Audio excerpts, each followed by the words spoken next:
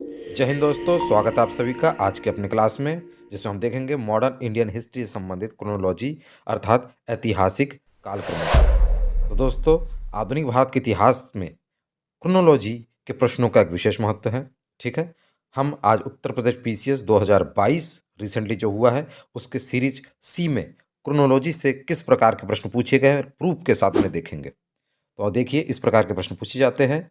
हमारा पहला प्रश्न है 107 नंबर पे, निम्नलिखित घटनाओं पर विचार कीजिए तथा उनको कालानुक्रम व्यवस्थित कीजिए। देखिए, गदर पार्टी की स्थापना कब हुई है, चिटगांव शस्त्रागार छापा कब पड़ा है, बर्लिन में इंडियन कम्युनिटी इसकी स्थापना कब हुई है, केंद्रीय असेंबली में बम कांड कब हुआ है। तो इनको करने के बाद आपको ऐसे लिखना था। ठीक है, ध्यान से देख लीजिए, कुछ बकवास नहीं होगी दोस्तों। मैं प्रीवियस ईयर पेपर आपको दिखा रहा हूँ, इसको ध्यान से देखिए। इसको देखने के बाद मोटा मोटी आपको आइडिया होगा कि क्रोनोलॉजी क्यों महत्वपूर्ण है। ठीक है, आप चाहे तो इस पेपर को डाउनलोड करके भी वहां से भी देख सकते हैं। ठीक है, देखिए दोस्तों, एक और एग्जाम्पल, निम्नलिखित घटनाओं पर विचार कीजिए, उनको कालानुक्रम व्यवस्थित कीजिए। मुदकी का युद्ध, पोर्टो नोवो का युद्ध, शकरखेड़ा का युद्ध, बेदरा का युद्ध, ये कब कब हुआ है। क्रोनोलॉजी देखिए कितना महत्वपूर्ण है। एक और प्रश्न देखिए यहाँ से क्रोनोलॉजी से कैसे बनता है। देखिए, मेडिवल हिस्ट्री से औरंगजेब के शासनकाल की निम्नलिखित घटनाओं पर विचार कीजिए और उनको कालानुक्रम व्यवस्थित कीजिए। देवराय की लड़ाई, बनारस के पास सूजा की पराजय, शामूगर की लड़ाई, धर्मट का युद्ध, इनको व्यवस्थित करना था, आंसर लगाना था। यहाँ तक कि पॉलिटी से भी क्रोनोलॉजी के सवाल बनते हैं दोस्तों। यहाँ पे देखिए, इसमें से समिति को आपको मिलान करना था, बलमद राय मेहता समिति, अशोक मेहता समिति, एल एम सिंघवी समिति। ठीक है, और देखिए यहाँ पे लोकसभा चुनाव कब कौन सा हुआ, 13वीं 17वीं, इसको सही करना था। तो दोस्तों, इस प्रकार से क्रोनोलॉजी सवाल पॉलिटी से भी आते हैं और तो और दोस्तों योजनाओं से भी इस बार 2022 में पूछा गया है। देखिए यहाँ पे राष्ट्रीय ग्रामीण स्वास्थ्य मिशन क्रोनोलॉजी इस यहाँ से भी पूछा जाता है। ठीक है, तो दोस्तों हम हिस्ट्री के महत्वपूर्ण क्रोनोलॉजी को कंप्लीट करेंगे आज के क्लास में। ठीक है, वीडियो थोड़ा स्पीड में होगा, मैं थोड़ा जल्दी बोलूँगा। यहाँ मैं आपको कॉन्सेप्ट समझाने वाला हूँ, केवल फटाफट में बताता जाऊँगा। आप नोट कर सकते हो तो नोट कीजिए, नहीं तो एक दो बार वीडियो देखिएगा, आपको याद हो जाएगा। लेकिन नोट आपको करना चाहिए मेरे हिसाब से, क्योंकि बार बार आप रिवीजन करेंगे तभी आपको इसका पूरा लाभ मिलेगा। तो दोस्तों आइए क्लास को स्टार्ट करते हैं, क्लास को एंजॉय कीजिए। तो दोस्तों, 1717 अंग्रेजों को मुगल शासक फर्रुखसियर द्वारा व्यापारिक फरमान मिला, अर्थात अंग्रेज अब बंगाल में मुक्त व्यापार कर सकते थे। नेक्स्ट, 1740 से 48 प्रथम कर्नाटक युद्ध।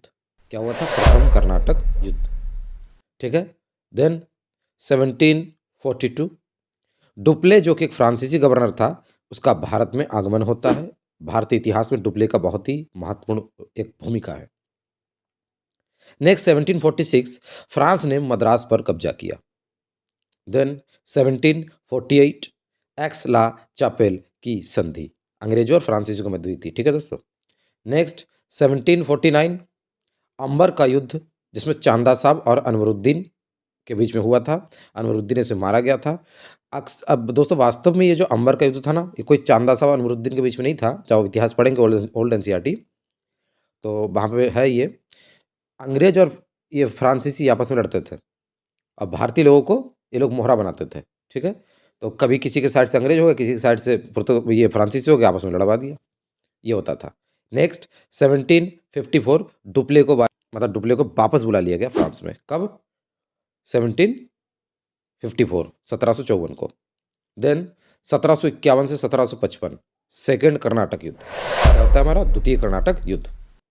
नेक्स्ट, 1756 से 63 तक थर्ड कर्नाटक वॉर, इसे दोस्तों सप्तवर्षीय युद्ध भी कहा जाता है। सप्तवर्षीय युद्ध, तृतीय कर्नाटक युद्ध को सप्तवर्षीय, 7 साल तक चला है, 56 से 63 तक, ध्यान रखना है आपको। नेक्स्ट, 23 जून 1757, पता है ना क्या हुआ था? प्लासी की लड़ाई, जिसमें अंग्रेजों की तरफ से लॉर्ड क्लाइव सेनापति था और हरा दिया था नवाब सिराजुद्दौला को, बंगाल के नवाब को। मीर कासिम, वहाँ पे मीर जाफर ने गद्दारी करी थी, पता होगा आपको। ठीक है।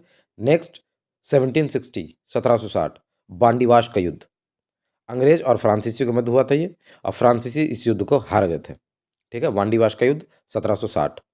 नेक्स्ट, 1763 पेरिस की संधि, पेरिस की संधि। दोस्तों, ये सारे के सारे पॉइंट बहुत ज़्यादा महत्वपूर्ण है, बार बार एग्जाम में पूछे जाते हैं, आपको ध्यान से देखना है। ठीक है। नेक्स्ट, 1769 मद्रास की संधि, किनके बीच में हुई दोस्तों? हैदर अली और अंग्रेजों के बीच में।